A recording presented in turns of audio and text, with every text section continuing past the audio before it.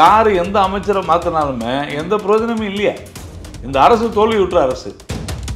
அதனால தான் நீங்கள் உதயநிதி துணை முதல்வராக ஆகட்டும். அதனால் என்ன மக்களுக்கு என்ன பயன்? ஒன்றும் இல்லையா? நல்லா எம்எல்ஏ ஆயிருக்காரு, தாராளமாக வரட்டும். ஆனால் அதுக்கு உண்டான மெச்சூரிட்டி இருக்குதா அப்படின்னு பார்த்தா இல்லை, அந்த முதிர்ச்சி இல்லை. யாருக்கு? அதான் தமிழ்நாட்டில் இருக்கிற அரசியல்வாதிகள் எல்லாருமே மக்கள் முட்டாள்கள் என்று நினைக்கிறார்கள். உதயமின் திட்டம் இல்லைன்னு சொல்லியிருந்தா இன்னைக்கு இருக்கக்கூடிய இந்த கட்டண உயர்வு இதை விட பன்மடங்கு அந்த அளவிற்கு லஞ்சம், ஊழல், முறைகேடுன்னு சிக்கி தவித்து கொண்டிருந்ததை இன்னைக்கு நாம் சரி பண்ணிருக்கோம். அதாவது மத்திய பாஜக அரசு சரி செய்திருக்கிறது பல்வேறு திட்டங்கள். இன்னைக்கு RDSS ரீவேம்ப்டு டிஸ்ட்ரிபியூஷன் சிஸ்டம் ஒன்று கொண்டு வந்திருக்கு. நிதி உதவியில் தான் நடைபெற்று கொண்டிருக்கு. எவ்வளவு தெரியுமா? கிட்டத்தட்ட 13,000 கோடிக்கு மேலே. 24 மணி நேரமும் 7 நாட்களும் மின்சாரம் தடையின்றி வழங்கப்பட்டு வருவதற்கு காரணம் மத்திய அரசு. குவாலிட்டி, தரமான மின்சாரம் என்று வழங்கப்படுகிறது என்று சொன்னால் அதற்கு காரணம் மத்திய அரசு. இதுக்கு எப்படி? அதனால் மக்கள் எங்களுக்கு ஒரு நல்ல பாடத்தை புகட்டியிருக்கிறார்கள். திமுகவை தோற்கடிப்பது என்பது ஒரு பெரிய காரியம் அல்ல. அதனால் இன்னும் நீங்கள் நிறையா வேலை செய்யுங்க, பணியாற்றுங்கள். 2024 திமுகவை பின்னுக்கு தள்ளி பாஜக ஆட்சி அமைக்கும் என்கிற பாடத்தை மக்கள் புகட்டியிருக்கிறார்கள்.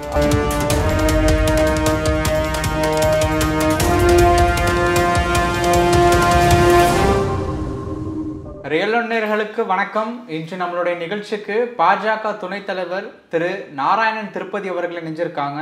அரசியல் தொடர்பான பல கேள்விகள் கேட்டு தெரிஞ்சுக்கலாம். சார் வணக்கம். வணக்கம். திமுகவினுடைய இளைஞரணி ஆண்டு விழா நடந்ததில்ல. அந்த ஒரு ஆண்டு விழாவில் உதயநிதி அவர்கள் பேசின ஒரு விஷயம் பாஜகவிற்கு இந்த நடந்து முடிந்த நாடாளுமன்ற தேர்தலில் மக்கள் நல்ல பாடம் புகட்டியிருக்கிறார்கள். தமிழ்நாட்டில் மோடி பிரச்சாரம் செய்தும் கூட அவர்களுக்கு தோல்வி மட்டுமே, ஏமாற்றம் மட்டுமே மிஞ்சிருக்கு அப்படின்னு சொல்லியிருக்காங்க. இதை பற்றின உங்களுடைய கருத்து? பாரதிய ஜனதா கட்சி கால் பதிக்க முடியாதுன்னு சொன்னாங்க. இந்த முறை கிட்டத்தட்ட நாங்கள் மட்டுமே 11 விழுக்காட்டுக்கும் மேலான வாக்குகளை பெற்றிருக்கிறோம். கூட்டணியாக கிட்டத்தட்ட 19 விழுக்காடு வாக்குகளை பெற்றிருக்கிறோம். அதனால் மக்கள் எங்களுக்கு ஒரு நல்ல பாடத்தை புகட்டியிருக்கிறார்கள். திமுகவை தோற்கடிப்பது என்பது ஒரு பெரிய காரியம் அல்ல.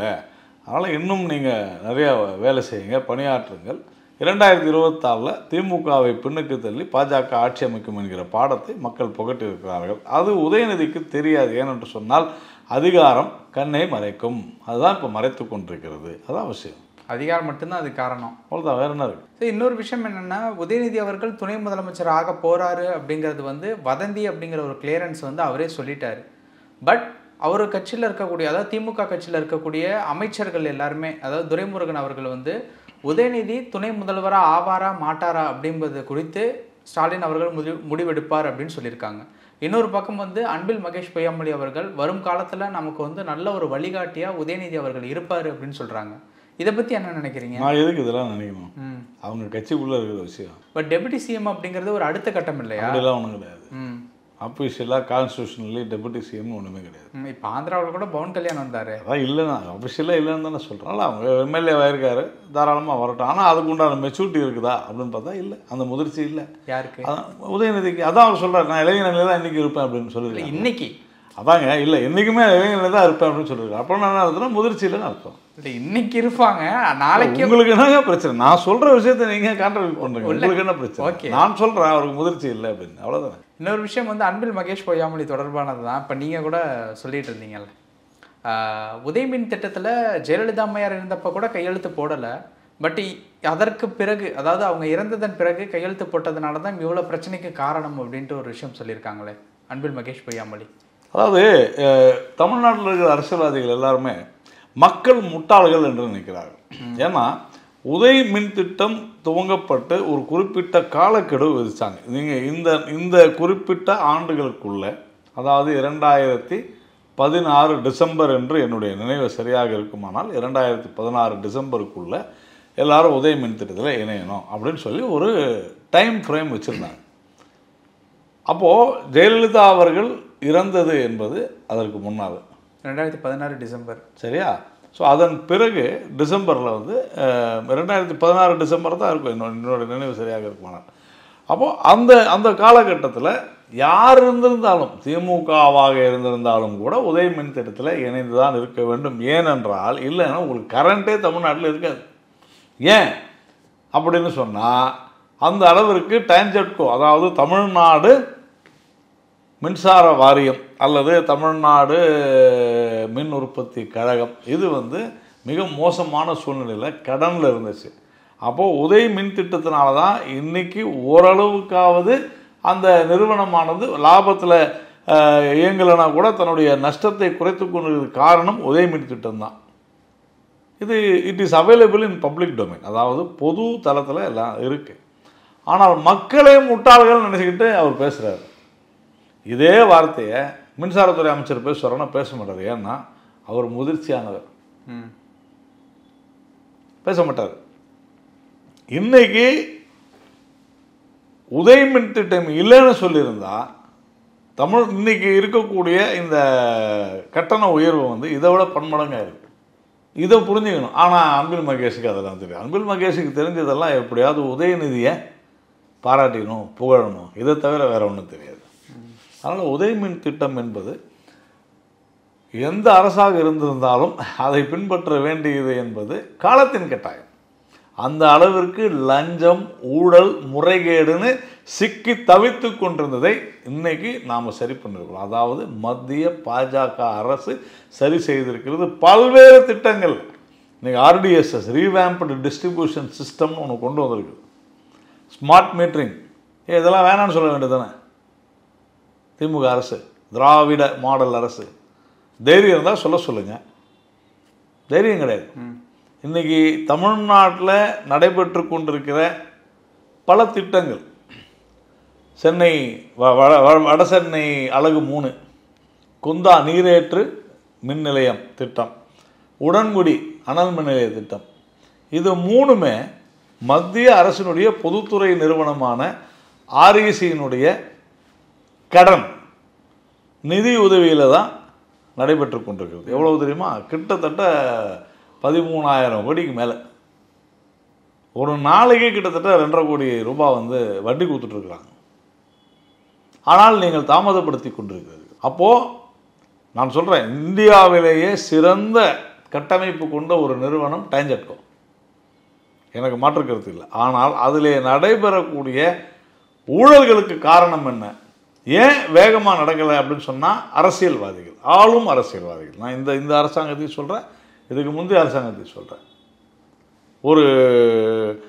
ஒரு சோலார் 1 மெகாவாட் மின் உற்பத்தி, நீங்களே தமிழை முதனே ஒரு மெகாவாட் மின் உற்பத்தி ஒரு நிறுவனம் தொடங்கலாம் அப்படின்னு சொன்னால் 20 லட்ச ரூபா லஞ்சம் கொடுத்தாதான் உங்களால் அதை அமைக்க முடியும். அப்போ நீங்கள் எத்தனை மெகாவாட்னா கணக்கு போட்டு பாருங்கள். இதுதான் இன்றைக்கி இருக்கக்கூடிய சூழ்நிலை. அதனால் உதய மின் திட்டத்தினால தமிழகம் அடைந்திருக்கக்கூடிய லாபம் என்னன்னா, டான்ஜெட்கோ நிறுவனம் மேலும் வளவடைந்திருக்கிறது. மக்களுக்கு தங்கு தடை இல்லாமல் 24 மணி நேரமும் 7 நாட்களும் மின்சாரம் தடையின்றி வழங்கப்பட்டு வருவதற்கு காரணம் மத்திய அரசு. குவாலிட்டி, தரமான மின்சாரம் என்று வழங்கப்படுகிறது என்று சொன்னால் அதற்கு காரணம் மத்திய அரசு. இதுக்கு எப்படி நீங்கள் ஒரு 5-6 வருஷம் 7 வருஷத்துக்கு முன்னால் ரோட்டில் போய் பாருங்கள், அப்போ இருந்த டிரான்ஸ்ஃபார்மர் எப்படி இருக்குது, இப்போ இருக்கிற டிரான்ஸ்ஃபார்மர் எப்படி இருக்குது. இது எல்லாமே ஒரு டிரான்ஸ்ஃபார்மேஷன், மிகப்பெரிய மாற்றம். அதை கொண்டு வந்திருப்பது மத்திய. அதனால் உதய மின் திட்டத்தை பற்றி பேசினா புரியாதவர்கள், தெரியாதவர்கள் அல்லது வேண்டும் என்றே மலிவான அரசியலை செய்பவர்கள் தான் மத்திய அரசு குறித்து உதய மின் திட்டம் குறித்து பேசுவார்கள். இப்போ அமைச்சரவை மாற்றம் நடக்க போகிறதா தகவல்லாம் வந்துகிட்டு இருக்கு. நடக்க போகுது, அது அவங்களுடைய ப்ரிரோகேட்டிவ் தான். இல்லை, நம்மளுடைய மாநிலம் அப்படிங்கிறப்ப நமக்கு அதை பற்றி நம்ம கவலை இல்லைங்க. ஏன்னா யார் எந்த அமைச்சரை மாற்றினாலுமே எந்த பிரயோஜனமும் இல்லையா. இந்த அரசு தோல்வி விட்டுற அரசு. 3 வருஷம் ஆயிடுச்சு. இந்த 3 வருஷமும் தோல்வி விட்டுற அரசு தான். சட்டம் ஒழுங்கு சரி இருக்கா? எங்கே பார்த்தாலும் ரவுடிசம், எங்கே பார்த்தாலும் செயின் பறிப்பு, வெட்டி நடு ரோட்டில் வெட்டி கொலை செய்கிறது அதிகரிச்சிருச்சு. சட்ட ஒழுங்கு சீர்கேடு, தொழில் வளர்ச்சி இல்லை, கல்வியில் பின்தங்கி விட்டோம். 5வது இடத்துலேருந்து 4வது இடத்திற்கு வந்து அப்படின்னு சொல்லுவாங்க. நீங்கள் என்ன உங்களோட வளர்ச்சி என்ன? ஒன்றும் இல்லை. நீங்கள் இதெல்லாம் ஏற்கனவே இருக்கிறது தான். நீங்கள் முதல் இடத்துக்கு ஏன் போகல? இன்னைக்கு ஜிஎஸ்டி படிப்படியா முன்னேறதுக்கும் ஒரேடியா முன்னேறதுக்கும் வித்தியாசம் அது இல்லைங்க. இப்போ ஜிஎஸ்டியில் உத்தரப்பிரதேசம் வந்து ஏப்ரல் மாதம் தமிழ்நாடோட அதிக வரி வந்து யூபிக்கு போயிருக்குது. உத்தரப்பிரதேசத்தை கம்பேர் பண்ணும்போது தமிழ்நாடு ஓரளவு கொஞ்சம் சின்ன மாநிலம், அதையும் பார்க்கணும். அப்போ இவ்வளோ நாள் என்ன சொல்லிட்டு இருந்தீங்க? நான் பிரிவினா இருக்கிறேன், நான் பிரிவினா சொல்லிட்டு இருந்தீங்களா? இல்லை, இந்தியா லெவலில் பார்க்கும்போது என்றைக்குமே வந்து தப்பாக சொல்கிறீங்க. நாம் 2வது இடத்துலேருந்து 5வது இடத்துக்கு போயிருக்கோம். எதில்? ஜிஎஸ்டி. ஓகே, நல்லா புரிஞ்சுங்க. முதலீடுகள் அதுலேயும் 5வது இடத்துக்கு தான் போயிருக்கிறோம். குஜராத்து, கர்நாடகா, ஃபஸ்ட்டு மகாராஷ்டிரா, அப்புறமா குஜராத்து, கர்நாடகா, டெல்லி, அப்புறமா தான் தமிழ்நாடு. இதுக்கு முன்னால் எப்படி இருந்துச்சு? 2வது இடத்துல இருந்தோம். என்ன காரணம்? இந்த 3 வருட மோசமான ஆட்சியில் தான் அது நடந்திருக்குது. அதான உண்மை. எல்லாத்துலேயுமே எல்லாவற்றிலும் இது வந்து ஒரு தோல்வி அடைந்த ஒரு அரசு. அமைச்சரவை மாற்றத்தினால எந்த பிரயோஜனம்? ஒரு பிரயோஜனமும் இல்லை. அதனால தான் நீங்கள் உதயநிதி துணை முதல்வராக ஆனால் அதனால் என்ன மக்களுக்கு என்ன பயன்? ஒன்றும் இல்லையா? என்ன நடக்க போகுது? ஒன்றும் இல்லையா? அதான் என்ன கேட்டாங்க. ஸ்டாலின் அவர்கள் வெளிநாட்டிற்கு செல்லுகிற காரணத்தினால உதயநிதி அவர்கள் துணை முதல்வராக ஆக போகிறாருன்னு நான் சொன்னேன். உதயநிதி அவர்கள் துணை முதல்வராக ஆவதற்காக அவர் வெளிநாட்டுக்கு போகிறாரான்னு நான் கேட்டேன். இவ்வளோதான் விஷயம். இப்போது திருச்சி சூர்யாவினுடைய வீடியோலாம் பார்த்தீங்களா சமீபத்தில்? நான் ஒரு விஷயம் நல்லா பரபரப்புக்காக இது போன்ற பல்வேறு விஷயங்களை அது வந்து ஒரு நபர் குறித்து இல்லை, இந்த மாதிரி நிறைய விஷயம் இன்றைக்கி பார்த்துக்கிட்டு இருக்கிறோம். ஒரு தனி நபரை குறித்து பேசுவது, கட்சியில் இருந்தபோது ஒன்று பேசுறது, போன பிறகு பேசுறது, இதையெல்லாம் நான் டிஸ்கஸ் பண்ணேன். அவர் சொன்னது கட்சியில் இருந்தப்போ கூட பேச வச்சாங்க, பேசினேன். நான் என்ன சொல்கிறேன், அது யாரும் மக்கள் நம்ப போகிறது இல்லை. ஆதாரத்தோட வெளியிட்டிருக்காரு அவரோட ட்விட்டர் பக்கத்தில். இது ஆதாரம், ஒருத்தர் பேசினாலே ஆதாரம் மேலாது, யாராக இருந்தாலும் சரி. நான் என்ன சொல்கிறேன், என்னை பொறுத்த வரையில் நான் இது போன்ற தேவையற்ற பயனில்லாத மக்களுக்கு துளியும் பயன் கொடுக்காத விஷயங்களை பேசுவதில் அர்த்தம் இல்லை. அதாவது ஊடகங்களுக்கு வேணால் இது வந்து ஒரு பரபரப்பு, அதை அப்படியே எல்லோரும் பார்ப்பாங்க. நான் அதெல்லாம் பேசுவேன். நான் முதலிருந்தே அதில் ரொம்ப தெளிவாக இருக்கிறேன். இந்த மாதிரி காசிப்ஸு, இந்த மாதிரியான தனிநபர் மீதான விமர்சனங்கள், இதை எல்லாவற்றையுமே நான் வந்து புறந்தள்ளிவிட்டு நம்முடைய பணி என்பது வேறு. அதனால் ஒவ்வொருத்தரும் ஒன்று ஒன்று பேசிகிட்டு இருப்பாங்க. இன்றைக்கி கூட நிறைய நான் பார்த்துக்கிறேன் சோசியல் மீடியாவில் எல்லாரையும் பற்றி ரொம்ப மோசமாக. அவர் பேசுனது குறிப்பாக அண்ணாமலை அவர்களை பற்றி நான் தான் சொல்ல, யாரை பற்றியுமே தவறு தான் சார். உங்களுக்கு பிடிக்கலன்னா போயிடணும். நீங்கள் இருக்கும்போதெல்லாம் வந்து முதல் நாள் அப்படியே சென்னை மாநகரம் முழுக்க போஸ்ட் அடித்து ஓட்டினார். ஓகே, மறுநாள் வந்து அப்படி பேசினாங்க. அப்புறம் மக்கள் அதை ஏற்றுக்கொள்ள மாட்டாங்க. மக்கள் என்றைக்குமே மக்கள் எதையுமே இந்த மாதிரியான விமர்சனங்களை ஏற்றுக்கொள்ள மாட்டார்கள். நான் வந்து இது குறித்து கருத்து சொல்வதோ எதிர்மறையாக அவர்களை குறித்து பேசுவதை விரும்பாதவன். ஏன் என்று சொன்னால் இது இன்னும் ப்ரொலாங் ஆகிட்டா போகும். அதனால் எனக்கு அவசியம் இல்லை. இதில் யார் பயன்பெறுவாங்கன்னா மீடியா, குறிப்பாக யூடியூப், அவங்களுக்கு நல்ல துட்டு, மணி, காசு, பணம், துட்டு, மணி. நான் ஏன் உங்களுக்காக நான் வந்து பேசணும்? எனக்கு அவசியம் இல்லை. எனக்காக பேசுறது அப்படிங்கிறது புரியுது, சொல்ல வர்றது புரியுது. அது அவசியம் இல்லைன்னு நான் ஃபீல் பண்ணுறேன். இல்லை, உங்களுடைய தலைவர் உங்கள் கட்சியில் இருந்தவர். நான் தான் சொல்கிறேங்க, மக்கள் எதை விரும்புவார்கள் விரும்ப மாட்டாங்கன்னு எங்களுக்கு தெரியும். அது வந்து பொழுதுபோக்கு அம்சங்கள் இதெல்லாம் நமக்கு வேணாம். நான் காமெடி டைமில் பேசுகிற ஆள். இப்போ வந்து பாஜக வந்து இப்போ விலகி போன சூர்யா அவர்களை பார்த்து எதுவும் தயங்குதா, பயப்படுதா அப்படிங்கிற ஒரு விஷயம். அது நீங்கள் என்ன வேணாலும் பேசுங்கன்ட்டேன். நான் தான் சொல்கிறேன், நீங்கள் அது இப்படி பேசிட்டே இருந்தால் அதான் இந்த பரபரப்புக்காக இந்த மாதிரி பேசுவீங்க. பரபரப்புக்கு இல்லை, ஒரு கேள்வியாக வருது. நான் தான் ஒரே வாரத்தில் அதை புறந்தள்ளுறேன், இக்னோர் பண்ணுறேன் அப்படின்னு சொல்லிட்டேன். நான் அதை ஒதுக்கி வச்சுறேன். நமக்கு அதுக்கு சம்மந்தம் இல்லை. I don't want to talk. இன்னொரு விஷயம், இன்னைக்கு வந்து கார்த்திக் சிதம்பரம் அவர்கள் வந்து ஒரு விஷயம் வந்து பேசியிருக்காங்க. என்னன்னு பார்த்தீங்க அப்படின்னா, 2026 சட்டமன்ற தேர்தல் முடிந்ததன் பிறகு காங்கிரஸ் கட்சி அமைச்சரவையில் அமரணும். காங்கிரஸ் கட்சி வந்து கூட்டணி மூலியமாக வெற்றி பெற்றதுனால ஒரு பலம் இல்லாத கட்சின்னு நினச்சிடக்கூடாது அப்படிங்கிறது அவருடைய ஸ்பீச்சாக வந்து இருந்திருக்கு. அதற்குண்டான வாய்ப்புகள் ஃபியூச்சரில் அமைவதற்குண்டான வாய்ப்புகள் சார், எந்த ஒரு கட்சியாக இருந்தாலும் அது வந்து தன்னுடைய மாநிலத்தில் ஆட்சிக்கு வரணும் அப்படின்னு விரும்பணும். அதுதான் ஒரு அரசியல் கட்சிக்கு அழகு. ஆனால் தமிழ்நாட்டில் பார்த்தீங்கன்னா துரதிருஷ்டவசமாக இந்த 50 வருடங்களில் பாரதிய ஜனதா கட்சியை தவிர யாருமே இந்த கோஷத்தை வைக்கலை. கார்த்திக் சிதம்பரம் சொல்வது என்பது எந்த ஒரு கட்சியில் ஒரு கட்சியில் இருக்கக்கூடிய யாராக இருந்தாலும் அந்த ஒரு என்ன சொல்லுவீங்க உணர்வு இருக்க வேண்டும். கார்த்திக் சிதம்பரம் சொன்ன விஷயம் கரெக்ட். ஆனால் துரதிருஷ்டவசமாக இந்த ஒரு 50 வருடங்களில் இந்த மாதிரி யாருமே நினைக்கல. எனக்கு 2 சீட்டு கொடுப்பீங்களா எம்பி சீட்டு, அதுக்கு ஒரு 10 கோடி கொடுப்பீங்களா? 2 சீட்டு கொடுத்தா 15 கோடி. காங்கிரஸை பாயிண்ட் அவுட் பண்ணி சொல்கிறீங்களா? கம்யூனிஸ்ட்டில் சொல்கிறேன். போன எலெக்ஷனில் 2 சீட்டுக்கு 10 கோடி வாங்கினாங்க சிபிஎம், 2 சீட்டுக்கு 15 கோடி வாங்கினாங்க சிபிஐ. விடுதலை சிறுத்தைகள் எடுத்துங்க, ரவிக்குமார் போய் திமுக சின்னத்தில் நிற்கிறாரு. மதிமுக எடுத்துங்க, கணேசமூர்த்தி ஈரோட்டில் திமுக சின்னத்தில் இருக்குது. இந்த மாதிரி திமுக சின்னத்திலே போய் நிற்கிறாங்க. அப்போது இவங்களுக்கு ஆட்சிக்கு வரணுன்றதெல்லாம் இல்லை. எனக்கு எப்படியாவது ஒரு எம்எல்ஏ, ஒரு எம்பி. இன்னைக்கு கூட திமுக, அதாவது திமுக எம்எல்ஏக்காக கட்சி நடத்தின்னு இருக்காங்க. திமுக எம்பியாக இருக்கிறவங்க கட்சி நடத்துகிறாங்க. ரவிக்குமார் போய் கோர்ட்டில் போய் அஃபிடவிட் போடுறாரு, நான் விடுதலை சிறுத்தைகள் கட்சி இல்லை, நான் திமுக தான் அப்படின்னு அஃபிடவிட் போடுறாரு. உண்டா இல்லையா? நடந்துச்சா இல்லையா போன முறை? ஏன்னா ஆனால் பாஜக மட்டும்தான் அதற்கு விதிவிலக்கு. காங்கிரஸை பொறுத்தவரையில் என்ன, எனக்கு 10 எம்பி சீட்டு, ஒரு 25 சட்டசபை சீட்டு, இவ்வளோதான். ஆனால் நாங்கள் வித்தியாசமானவர்கள். எக்ஸப்ட் ஒரு 3 முறை தவிர மற்ற எல்லாமே நாங்கள் வந்து இப்போ இதில் சட்டசபை தேர்தல்களில் நாங்கள் தனியாக தான் போட்டி போட்டுருக்கோம். 2021 அதான் 3 முறை தவிர. 2001, அதன் பிறகு அதை விட்டிங்கன்னா 2021 நாங்கள் போட்டு போட்டிருக்கோம்.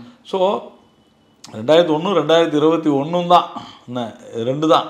மற்றபடி எல்லாமே நாங்கள் தனியாக தான் போட்டி போடுறோம். அதனால தான் இந்த முறை நாங்கள் தைரியமாக எங்கள் ஆட்சி வரும்னு சொல்கிறோம். எப்போ? 2026 நாங்கள் தைரியமாக சொல்கிறோம். மற்ற யாரையும் சொல்லுங்கள் பார்ப்போம். அதிமுக சொல்லிட்டு இருக்காங்க. சார் நீங்கள் திமுக அதிமுக விட்டுருங்க. நான் வந்து திமுக அதிமுக பெரிய கட்சி. நான் வந்து அதை நான் மறுக்கலை. நான் அந்த அளவுக்கு இது இல்லை, நான் மறுக்கலை. சரியா? அதை தாண்டி ஒரு கட்சி இன்றைக்கு நாங்கள் ஆட்சியை பிடிக்க முடியும் என்று சொல்வோமேயானால், சவால் விடுவோமேயானால், அது பாரதிய ஜனதா கட்சியாக தான் இருக்கும். அந்த லைன் மேபி கார்த்தி சிதம்பரத்துக்கு அது உறுத்தி இருக்கலாம். எது? ஐயோ பிஜேபி இப்படி சொல்கிறாங்களேன்னு அவர் சொல்லியிருக்கலாம். ஆனால் நாளைக்கு அதை வந்து நான் சொன்னது தவறாக புரிந்து கொள்ளப்பட்டதுன்னு கூட ஒரு அறிக்கை வந்தாலும் வரும். ஏன்னா திமுக சும்மா இருப்பாங்களா? ஏற்கனவே ஒரு முறை செல்வ பிறந்தகை பேசுனதுக்கு 2 நாள் கழித்து என்ன ஆச்சுன்னு தெரியும். இப்போ ரிட்ராக்ட் பண்ணாங்க. இல்லை நான் அப்படி சொல்ல, சரியாக புரிஞ்சிக்கல அப்படின்னு. அந்த மாதிரி. ஆனால் கார்த்திக் சிதம்பரம் கொஞ்சம் அந்த மாதிரி பேச மாட்டாருன்னு நான் நம்புகிறேன். அப்போது வந்து 26 ஆட்சியை பிடிக்கிறது பாஜக சொல்கிற மாதிரி வேற எந்த கட்சியும் சொல்லலை அப்படிங்கிறது உங்களுடைய சொல்ல முடியாதுன்னு சொல்கிறேன். நாம் தமிழர் அவங்க ரேஸ்ல இல்லைங்க. இல்லை சார், இப்போ அது உங்கள் விருப்பம். நான் யாரையுமே குறைத்து மதிப்பிடலாம் மாட்டேன். ஆனால் என்னை பொறுத்து வரல அவங்க ரேஸ்ல இல்லை, அவ்வளோதான். இல்லை, இப்போது நீங்கள் சொன்னதுக்கு நான் மறுகருத்து சொல்லலை. என்னுடைய கருத்து என்ன அப்படின்னா, இப்போ நடந்து முடிஞ்ச 2024 நாடாளுமன்ற தேர்தலை எடுத்துக்கோமே. நீங்கள் வந்து ஒரு கூட்டணியில இருந்து 11% கிட்ட அவங்க ஓட்டு வாங்கியிருக்கீங்க. அவங்க எந்த விதமான கூட்டணியிலுமே இல்லாம 8% நல்லா புரிஞ்சுங்க. நாங்கள் மிக தெளிவாக நாம் தமிழர் கட்சி இத்தனை விழுக்காடு வாக்குகள் வாங்கியதை பாராட்டி இருக்கிறோம். ஓகே, அவ்வளவுதான். அதில் ஒன்றும் இல்லை. ரேஸ்ல இல்லைங்கிறது தானே. அது ஏன் சொல்றோம்னா, இதற்கு மேல அவங்களோட குரோத் இருக்காதுன்றது எங்களுடைய நம்பிக்கை. இருக்காதுங்கிறது நடக்க போற சார், அது எங்களுடைய நம்பிக்கை சார். நீங்க உங்களுக்கு 1000 இருக்கலாம். நீங்க அவங்க 234 சீட்ல ஜெயிப்பாங்க. 234 நிக்கிறாங்க, கூட்டணி இல்லாம நிக்கிறாங்க, 8% ஓட்டு வாங்கியிருக்காங்க. நான் சொல்றது புரிஞ்சுங்க. நான் பலமா இருக்கிறேன், நான் ஆட்சியை பிடிப்புன்னு சொன்னதுன்னு அர்த்தம் திமுக அதிமுக தோக்குன்னு அர்த்தம். அது உங்களுடைய கான்ஃபிடென்ட் இல்லையா? அது உங்களுடைய இல்லையா? அது அனுமானம். ஓகே, அது அனுமானம், ஸ்பெகுலேஷன் சொன்னா நாம் தமிழருக்கு வாய்ப்பு இல்லை அப்படின்றது அனுமானம் தான். அது என்னுடைய உரிமை. நீங்க என்ன அதில் வந்து கான்ட்ரிபியூட் பண்ணிக்கிட்டே என் கருத்தை நான் சொல்லிட்டேன், அவ்வளோதான். இப்போ நீங்கள் உங்களுடைய கருத்தை சொல்லும்போது எனக்கு என்ன தோணுது அப்படின்னா, ஒரே ஒரு விஷயம்தான். சமீபத்தில் 2 முறை மக்களால் நிராகரிக்கப்பட்ட ஒரு வேட்பாளர் தான் அண்ணாமலை அவர்கள். 2021 அரவக்குறிச்சியாக இருக்கட்டும், 24 கோயம்புத்தூராக இருக்கட்டும். இதே மாதிரியான ஒரு தோல்வியில் மறுபடியும் 26 எப்படி? ஒரு விஷயம் புரிஞ்சுங்க. நீங்கள் ஜெயலலிதா அவர்களை கூட தோற்று இருக்கு. ஆமாம், கருணாநிதி அவர்களை கூட தோற்றதாக சொல்லப்பட்டது உண்டு. அப்புறமா ஜெயிச்சதா சொல்லியிருக்கோம். நம்ம அதுக்குள்ள இந்திரா காந்தி அவர்கள் தோற்றிருக்கிறார். யாருமே நம்ம வந்து ராகுல் காந்தி தோற்றிருக்கிறார். அதனால் நாம் இந்த அரசியலில் வந்து தேர்தலில் தோத்துட்டாங்க. தேர்தல் என்பது இதுக்கே உங்க கட்சியில இருந்த ஒருத்தவரே வந்து பதில் சொல்லியிருக்காரு. அதே திருச்சி சூர்யா அவங்களாவது ஒரு தடவை தோத்தல. நான் சொல்றது உங்களுக்கு, நீங்க வந்து 1000 தடவை தோத்துக்கிட்டே. நீங்க அதாவது உங்களுடைய பரபரப்புக்கெல்லாம் நான் வந்து பரபரப்பு இல்ல, கேள்வியா தான் கேட்கிறேன். இதுல எந்தவித பரபரப்புமே இல்ல சார். நான் பதில் என்பது இதுதான். யார் சொன்னாங்க? திருச்சி சூர்யாவாக இருந்தாலும், மதுரை ஏதோ ஒரு ஆள் யாராக இருந்தாலும் நமக்கு அதை பற்றிலாம் இல்லை. என்னை பொறுத்த வரையில் யார் சொன்னாலும் வெற்றி தோல்வி என்பது தேர்தலில் சகஜம். இது ஜனநாயகத்தினுடைய விளையாட்டு. அதனால் நீங்கள் 2 தடவை தோத்துட்டீங்களே, இனிமேல் அந்த மாதிரி சட்டம் இருக்குதாங்க இல்லையா? அதனால் அப்படி அதை பார்க்க முடியாது. நீங்கள் அப்படி பார்த்தீங்கன்னா எங்கள் கட்சி வந்து 1980 பிஜேபி துவங்கிச்சு. நாங்கள் இன்னைக்கு ஆட்சி பிடிச்சோம் கிட்டத்தட்ட 1996 ஒரு முறை, 97 அதுக்கப்புறம் 99 தான் நாங்கள் வரோம். அதையும் சொன்னால் ஜனசங்கம் 1952 துவங்கிச்சு. கிட்டத்தட்ட 45 வருடங்கள் 46 வருடங்கள் கழித்து தான் நாங்கள் ஆட்சிக்கே வந்தோம். அதனால் நீங்கள் 40 வருஷமாக ஆட்சிக்கே வரல, அதனால் நீங்கள் இல்லைன்னு சொல்லிட்டாங்களா? இல்லையே. இது ஏன் இந்த கேள்வி வருதுன்னா, நடக்க போகிறது மாநில தேர்தல், தேசிய தேர்தலாக சொல்லுங்க. மாநிலம் என்பது இந்தியாவில் தானங்க இருக்கு. அப்புறமா இந்தியாவில் இருக்கு, அந்த மாநிலத்தில் எந்தெந்த கட்சிகள் ஸ்ட்ராங்கா இருக்கு. இல்ல இப்படி சொல்லி எவ்வளவு நாள் உங்களை நீங்க ஏமாத்திக்க போறீங்க மக்களை? சார், நம்மளுடைய பலத்தை பார்க்கும்போது மற்ற கட்சிகளுடைய பலத்தை நான் அதுதான் உங்களுக்கு சொல்றேன். இப்படி சொல்லியே திமுக அதிமுக தவிர இங்க யாரும் வராது. இப்படி சொல்லி அப்படி சொல்லல. அதனால அது மூன்றாவதாக வரக்கூடிய பலமும் தைரியமும் வாய்ப்பும் பாஜகவுக்குத்தான் இருக்கிறதுன்னு என்னுடைய கருத்து. முதல் இடத்திற்கு எப்போ வரப்போறீங்கிறது என்னுடைய கேள்வி. நான் தான் 2026 சொல்லிட்டேனே. நாங்கள் இப்போ வந்து 83 இடங்கள்ல 2வது இடத்துல இருக்கிறோம். சட்டசபை, அதாவது பாராளுமன்ற தேர்தலில் நடந்தது 13 இடங்கள்ல 2வது இடத்துல ஜெயிச்சிருக்கிறோம். அதுல இருந்து நீங்க சட்டசபை எடுத்து பார்த்தீங்கன்னா 83 இடங்கள்ல நாங்கள் 2வது இடத்துல இருக்கிறோம். அதனால முதல் இடத்துல 2026 வருவோன்ற நம்பிக்கை இருக்குது. எல்லாம் இருக்குது. இதே கூட்டணி நீடிக்குமா 26 தேர்தல் வரை? இன்னைக்கு தேதியில் இருக்கும்னு நம்புறோம். இந்த விக்கிரவாண்டி இடைத்தேர்தலில் கூட அந்த அதாவது வந்து நீங்க சொன்ன வந்து பாஜக பாமக கூட்டணி தான் வந்திருக்கு. அந்த ஒரு தேர்தலில் வந்து வெற்றி அந்த அளவுக்கு கொடுக்கல. ஏன்னா இடைத்தேர்தலை சட்டமன்ற தேர்தலோட ஒப்பிட முடியாது. பட் வந்து சட்டமன்ற தேர்தல் வரைக்கும் இந்த கூட்டணி வந்து நீடிக்கும்ங்கிறது உங்களுடைய நம்பிக்கை? நீடிக்கும் நான் நம்புறேன். அவ்வளோதான். ஒரு நேரத்துக்கு ரொம்ப நன்றி. நன்றி.